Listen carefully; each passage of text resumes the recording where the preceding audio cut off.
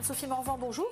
Bonjour Julie. Vous êtes directrice et fondatrice de Studies Up, un organisme qui aide les étudiants à aller étudier à l'étranger, qui propose des services, c'est gratuit, je le précise, et notamment le Working Holiday Visa pour aller en Australie ou Nouvelle-Zélande. Est-ce que vous pouvez nous en dire un petit peu plus? Oui, bien sûr. Le Working Holiday Visa est un visa en fait destiné aux étudiants français qui ont entre 18 et 30 ans. Ce visa, en fait, il est valable une seule fois dans sa vie, en fait, dans la vie d'étudiant.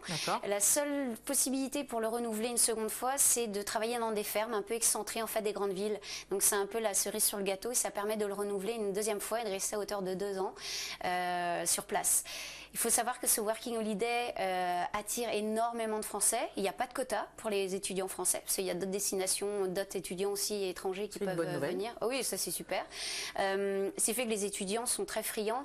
C'est souvent des étudiants qui vont partir soit avant ou après leurs études. Ça peut être même post-bac, s'ils ne savent pas trop ce qu'ils veulent faire, mais qui veulent absolument améliorer leur anglais et avoir une ouverture d'esprit et gagner en maturité. C'est vraiment une très bonne solution. C'est un beau projet. Mais du coup, vous disiez hors caméra que parfois la langue pose problème et du coup vous les accompagnez en proposant d'autres formules avec des cours de langue par exemple. Oui, parce qu'en fait ce Working Holiday attire des étudiants du monde entier. Donc il y a des étudiants qui ont un anglais un peu plus peaufiné que d'autres et pour les étudiants français on se rend compte que parfois ça peut être un peu difficile de départ pour décrocher un job sur place parce que l'idée du Working Holiday c'est de pouvoir travailler à temps plein 6 mois maximum par employeur. Donc ça c'est vraiment super et ça permet de subvenir à leurs besoins sur place.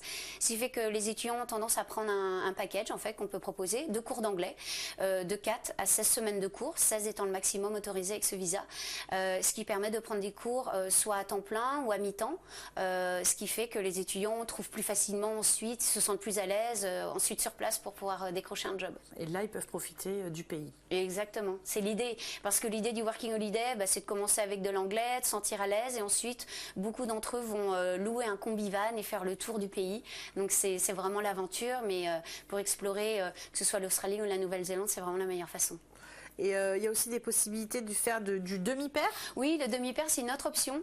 C'est un peu le bon plan, en fait, puisque ils ont cours le matin et ils s'occupent, ils sont dans une famille. Et en échange du gîte, de 15 heures par semaine, ils ont le gîte et le couvert. S'ils font des heures sup, ils sont rémunérés. Donc ça, c'est intéressant pour eux. Dès leur arrivée, ils ont déjà un travail, un logement et le repas couvert. Et ça dure combien de temps? C'est 4 mois. 4 mois. Oui, exactement. Donc ça permet finalement de financer et d'être sur place et du coup de voyager aussi, de visiter. Oui, tout à fait, parce que de toute façon le Working Holiday, les étudiants peuvent rester à hauteur d'1 an.